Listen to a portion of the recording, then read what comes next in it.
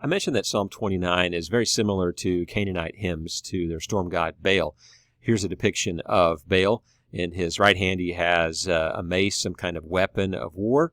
In his left hand, he has a lightning bolt that's striking the ground, and you can see that there's something growing out the top of it. So that reminds us of the dual purpose of the thunderstorm from the perspective of the gods. Number one, it communicated power.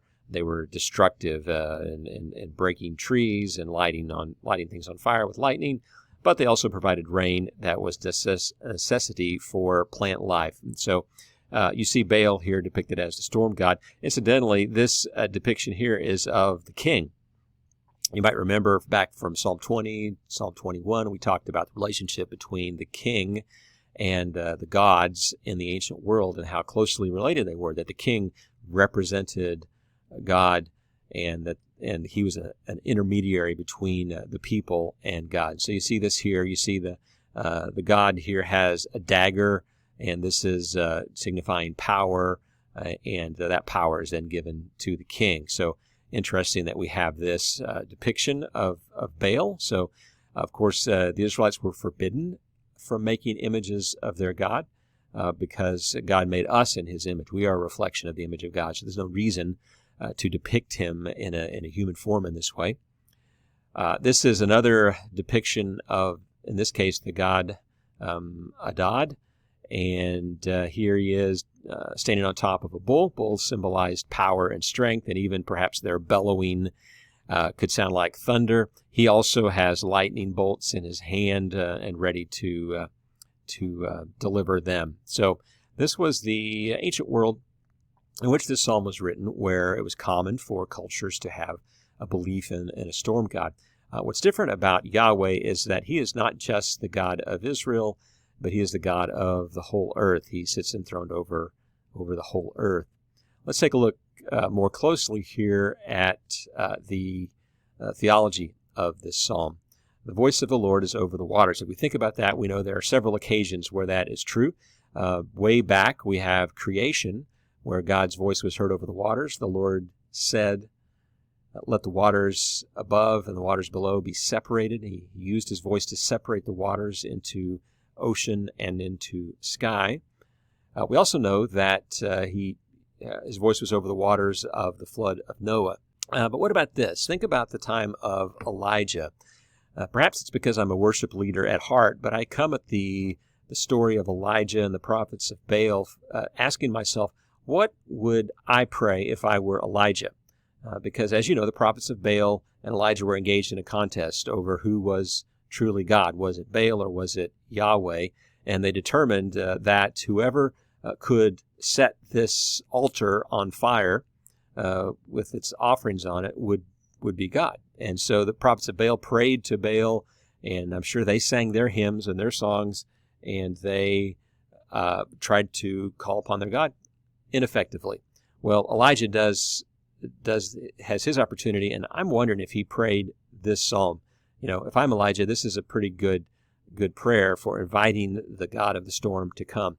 And David, of course, wrote this several hundred years before Elijah. Elijah would have known it, and perhaps this was some of the language that Elijah used when he prayed. And of course, fire came from heaven, consumed the altar, and then Elijah looked out to the west, and over the waters he saw a cloud the size of a man's hand coming towards him, and before you know it, a thunderstorm was breaking out, and a 3-year drought had ended.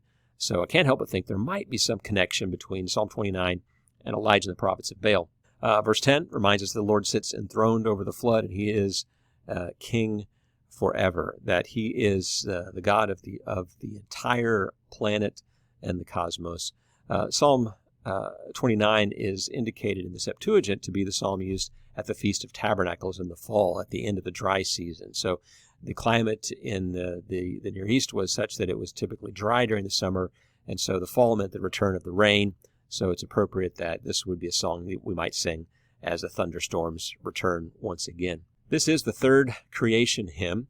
First one was Psalm 8, which focused on the place of human beings in the creation. Psalm 19 focused on the sky, particularly the sun, and the heavens declaring God's glory. This psalm will focus on the waters of the earth, and the final creation hymn, Psalm 104, will focus on the earth This psalm happens to be the chiastic center of a group of 10 psalms, Psalms 25 through 34, that begin and end with acrostic psalms, 25 and 30. And so you can see that the point then draws attention to this anchoring psalm. We said that these hymns, these creation hymns, are psalms of orientation, that laments can be disorienting.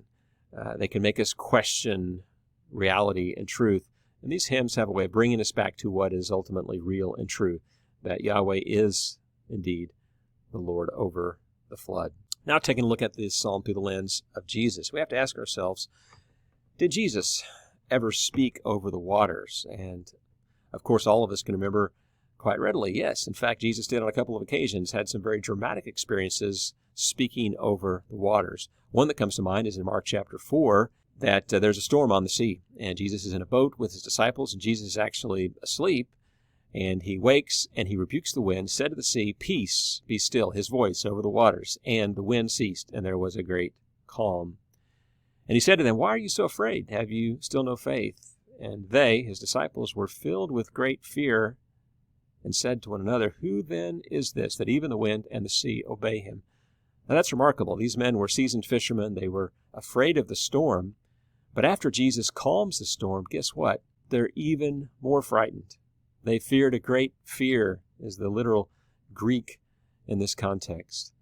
Because I believe they understood at that moment, maybe they hadn't previous to then, but they understood at that moment that Jesus was acting as God. Jesus was behaving like Yahweh. He was commanding the weather. Who is this that the wind and the sea obey him? And the other texts tell us that the disciples were silent. They didn't know what to say after this moment. They're sitting in the boat with God. It's really quite remarkable. Jesus will also command the storm on another occasion when Peter gets out of the boat and walks toward Jesus, who is coming to him walking on the water. Some might also note the fact that there was a voice over the waters at Jesus' baptism. Now, not quite as dramatic as this psalm, probably not a very strong connection here, but it is significant. We have the same kind of language, a voice over the waters of baptism. When it comes to the early church, I'm pretty certain that the early church also understood this psalm to be about Jesus. The disciples clearly did, and since it was his voice that calmed the storm, it's very clear that the early church must have also interpreted this psalm as being true of Jesus as well, that he was the commander of the storm. In fact, images of Jesus calming the storm are very common in the early centuries of the church, painted on the walls of the catacombs of Rome and in various churches. Here we have a picture of a painting of Jesus walking on the water with Peter here, and this is at the church at Dura Europos in Syria. This is 3rd century A.D. And so during times of persecution and figurative storm, it must have been comforting to know that Jesus is the one who commands the weather. Now, I happen to live in Joplin, Missouri, and in 2011, we experienced an EF5 tornado. It's impossible to adequately describe the amount of destruction that took place. 161 fatalities, over 1,000 injured, 1/3 of the town damaged or destroyed. It was cataclysmic. And living in Joplin, you could not help but think about Psalm 29, quite literally when it talks about stripping the trees bare. That's what a tornado does. And we witnessed firsthand the power of the storm. And storms have this twofold effect on us. On the one hand, they remind us of God's incredible power and our powerlessness. They are humbling. They remind us that as smart and as powerful as we might be here in the 21st century, there are some things we still can't do. One of them is to predict and to control the weather with any kind of power. And storms humble us. On the other hand, out of that storm came dramatic examples of God's salvation, of God's rescue in very dramatic ways. There were children that told of seeing the butterfly people that were protecting them.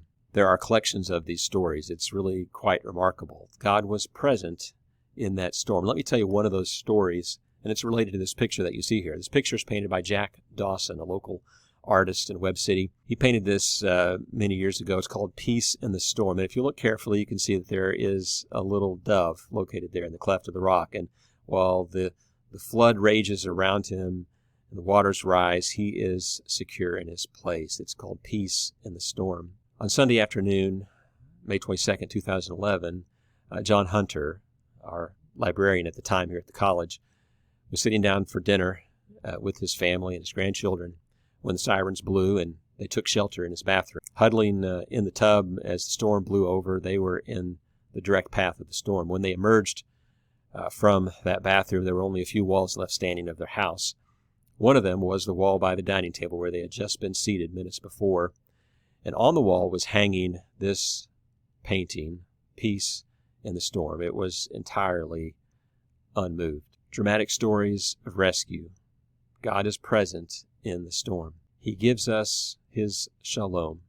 He gives us His strength. Several years ago, I was going through a season of life that was stormy.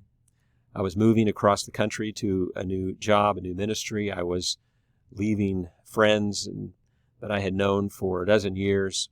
We made the move to Joplin, Missouri in 2004, and soon after, my wife's mother was diagnosed with a terminal illness, passed away within months after we settled here. A few months later, I was diagnosed with cancer. It was a tumultuous year. It was a stormy year. One day during that period, I happened to be on a flight from Denver to Indianapolis. I was flying over the cornfields of Nebraska in the evening, and the pilot came on and said, "Look over out the windows and you'll see a thunderstorm below you." And I'd never seen a thunderstorm from 30,000 feet. It's really quite remarkable. Below me were dark clouds and lightning flashes, and yet at 30,000 feet it was perfectly still and calm. And in that moment, it was as if God were saying to me, "It's okay. Be still and know that I am God. I will soar with you above this storm." At about that time, the song by Reuben Morgan and Hillsong was just becoming popular. And I remember listening to that song play in my head as I looked out that airplane window at 30,000 feet. And I knew that the Lord was the king over the flood, over the storm in my life. And He would be with me, and He would give me His peace. And I tell you, He'll do the same for you if you'll put your trust